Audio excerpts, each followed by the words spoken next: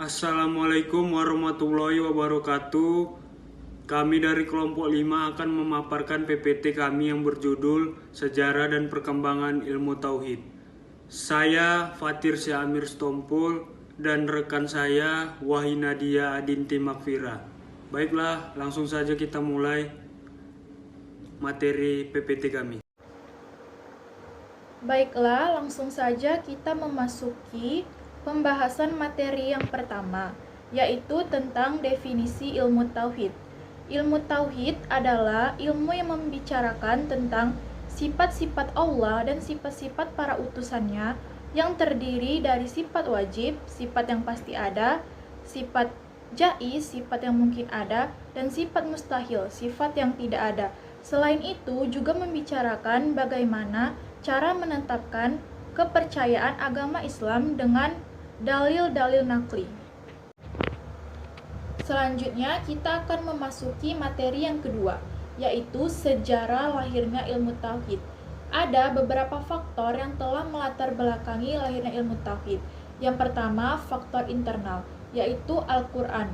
Al-Quran membawa ajaran agama dan membenarkan Nabi Muhammad SAW sebagai utusannya. Yang kedua, politik.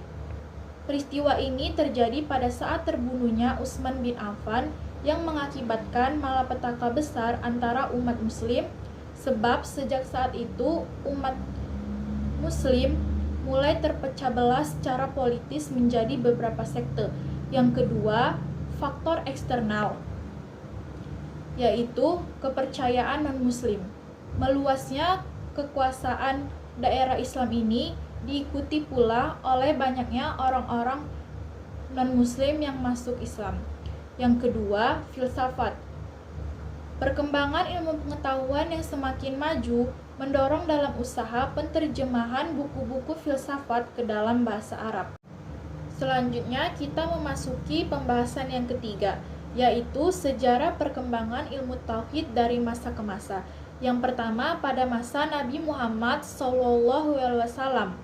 Tauhid yang diajarkan oleh Nabi Muhammad SAW seperti yang tertera di dalam Al-Quran dan hadis, bahwa zat dan sifat-sifat Allah tidak pernah dipertanyakan orang kepada Rasulullah karena semua itu sudah tertera di dalam Al-Quran.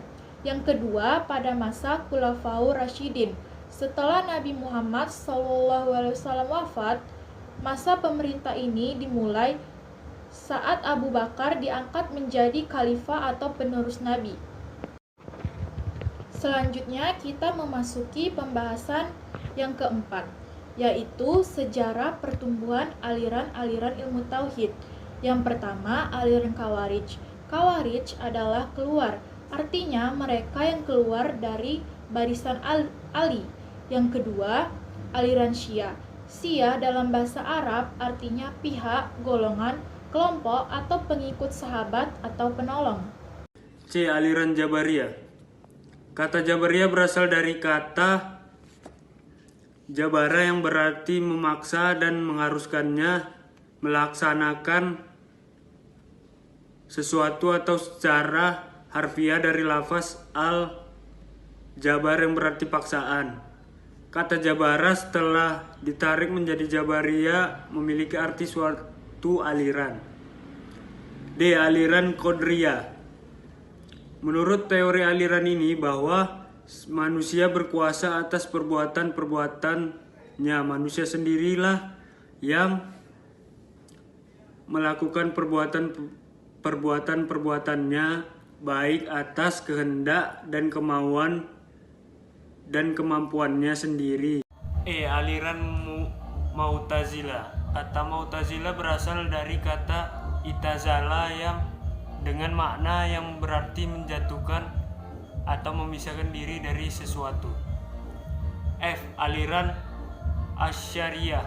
Menurut aliran Asy'ariyah, Allah mempunyai beberapa sifat dan sifat-sifat itu bukan zatnya dan bukan pula selain zatnya. G. Aliran Maturidiyah. Tokoh pertama dari aliran Maturidiyah adalah Al-Maturidi sendiri. Murid terpenting dari Al-Maturidi adalah Abu al-Yusuf Muhammad al-Bazawi. H. Aliran Murji'ah. Murji'ah berasal dari bahasa irja, artinya penundaan atau penangguhan. Usaha yang dilakukan untuk menyebarkan ilmu.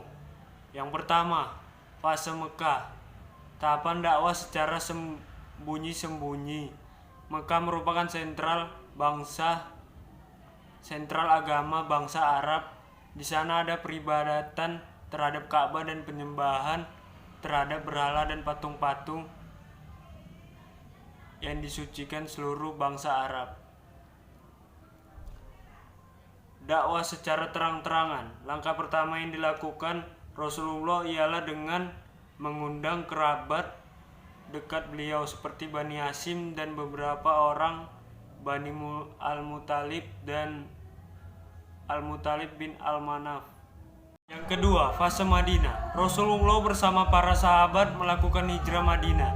Dalam perjalanan hijrah itu, Nabi Muhammad SAW tiba di Madinah pada tanggal 27 September 822 Masehi, bertepatan dengan hari Senin tanggal 12 Rabiul Awal. Ilmu tauhid adalah ilmu yang membicarakan tentang sifat-sifat Allah Subhanahu wa Ta'ala dan sifat-sifat para utusannya yang terdiri dari sifat wajib yang pasti ada, sifat jaiz yang mungkin ada, dan sifat sifat yang mustahil yang tidak ada. Faktor yang telah melatar belakangi lahirnya ilmu tauhid yaitu faktor internal, yakni Al-Quran, kaum muslimin, politik, dan faktor eksternal yakni kepercayaan non-muslim dan filsafat.